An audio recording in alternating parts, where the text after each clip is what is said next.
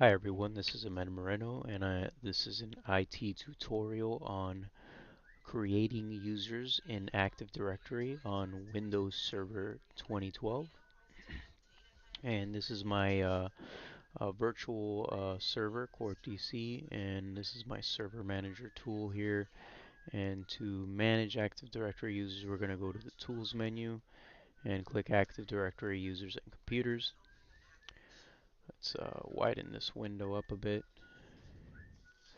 and expand the CorpNet organizational unit structure. Alright, so let's go in the marketing and let's create a marketing manager. Let's right click on marketing managers and I'm gonna go to new user, and let's say this user's name is Juan Suarez, and let's say I'm using a standard first initial last name for the logins in the company. I'm gonna click next, and I'll set a generic password,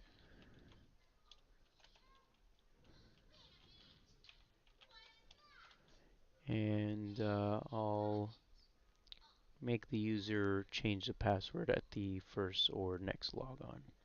Click next, click finish, and there we go. We created a user.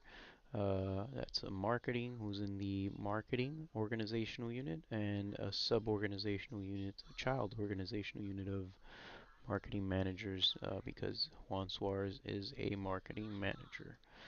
Alright, so let's go and to the sales department, and let's create a permanent sales employee under the perm sales organizational unit, and I'll right click right there, new user, and let's say this sales employee is going to be named Susan Smith.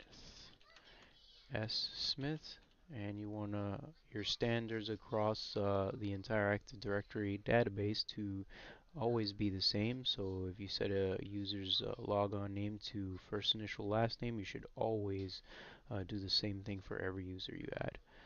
You click next, set the generic password again, confirm the generic password, and always check off, make sure user must change password at next logon. That's a very good security practice. Click next, finish, and we've created Susan Smith, who's a permanent sales agent. Alright, so let's create a temp sales employee. Let's right click and new user, and let's say this employee's name is Bori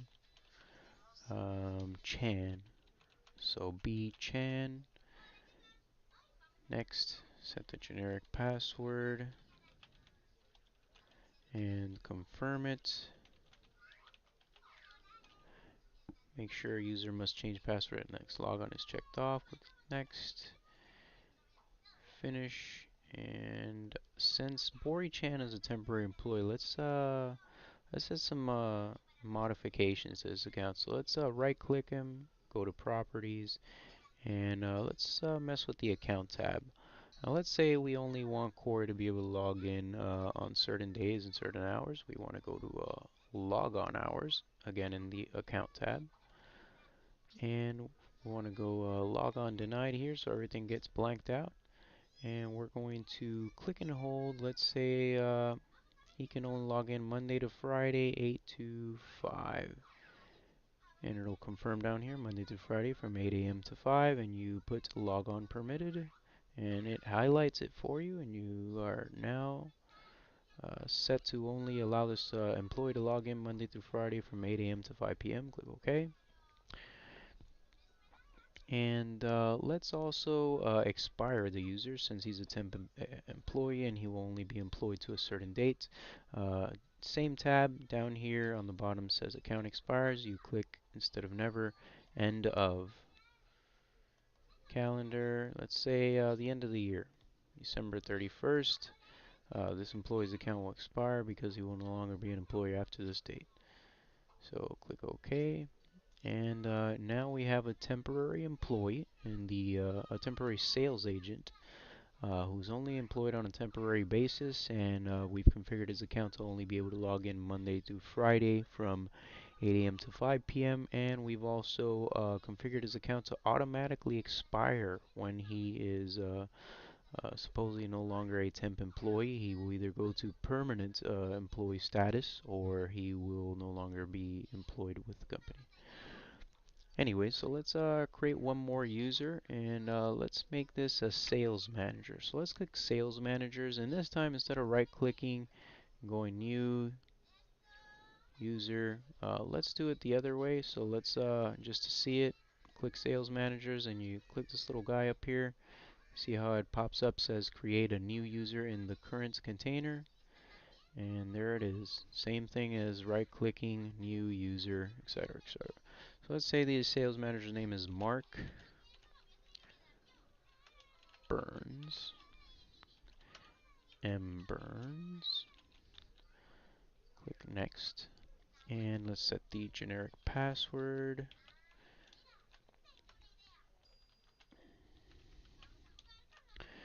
And make sure user must change password. Next, logon is checked. Next. Finish. And that's pretty much it, guys. Everything else is just redundant.